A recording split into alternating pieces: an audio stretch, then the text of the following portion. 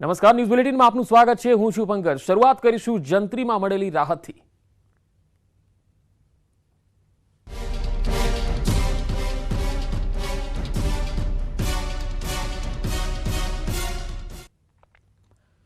નવી જંત્રીના અમલમાં 2 મહિનાની રાહત મળી છે। નવી જંત્રીના દરના અમલની સમય મર્યાદા વધારવામાં આવી। નવી જંત્રીનો અમલ હવે 15મી એપ્રિલથી થશે।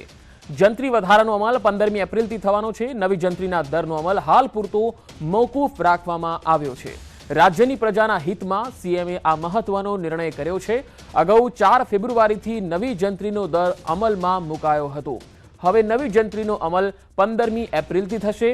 અગાઉ નવી જંત્રીમાં 100%નો વધારો કરતા બિલ્ડર્સ એસોસિએશને વિરોધ નોંધાવ્યો હતો, નારાજગી વ્યક્ત કરી હતી। બિલ્ડર્સ એસોસિએશને મે સુધીના સમયની માંગ કરી હતી। સામાન્ય જનતા અને રિયલ એસ્ટેટને મોટી રાહત મળશે। બિલ્ડરોએ સરકારનો આ નિર્ણય આવકાર્યો છે।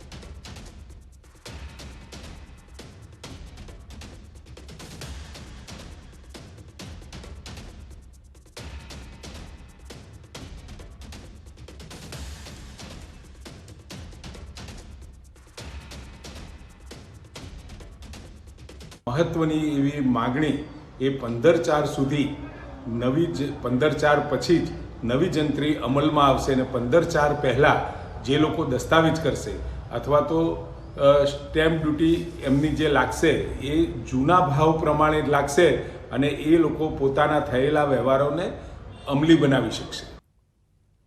જંત્રીમાં હાલ પૂરતી રાહતથી બિલ્ડરો ખુશ જોવા મળ્યા। અમારો પહેલો મુદ્દો સરકારે માન્યો છે। બિલ્ડર્સ તરફથી આ જવાબ આવ્યો છે। અન્ય પ્રશ્નોની પણ રજૂઆતો કરવામાં આવી છે। દર અઠવાડિયે વિવિધ વિભાગોને મળતા રહીશું। ઘણા ખેડૂતો અને લોકોને પણ ફાયદો થશે। દસ્તાવેજ બાકી છે તેમને પણ લાભ થશે। 2 મહિનાનો સમય મળતા ઘણો લાભ થશે, આ કહેવું છે બિલ્ડર્સ તરફથી।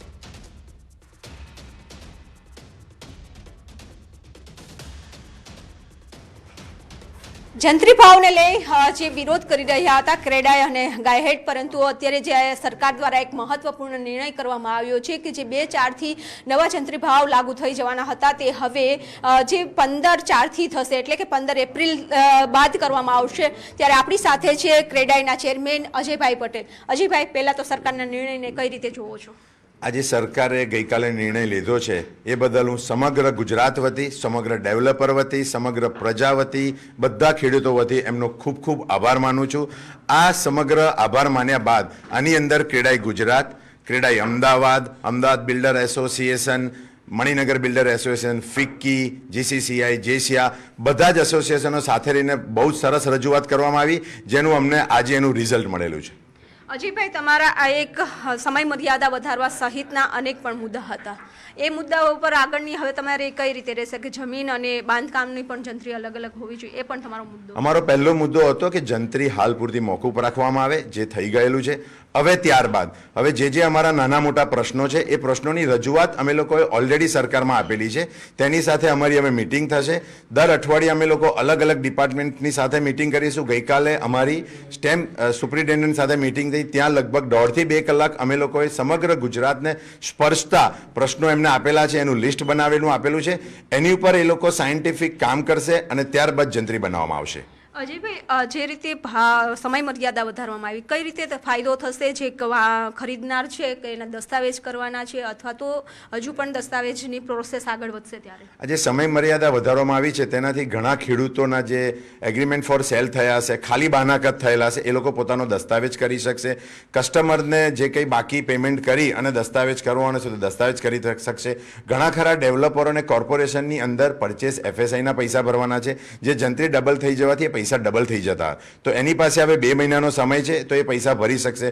ઘણા ખરા લોકોએ નવી શરત જમીન લીધી હોય તો એનું પ્રીમિયમ ભરવાનું હોય તો એ પ્રીમિયમ ભરવાની પણ સમય મર્યાદા વધી ગઈ, તો હવે પૈસા ભરશે તો એમને ઘણો ખરો બચત થશે।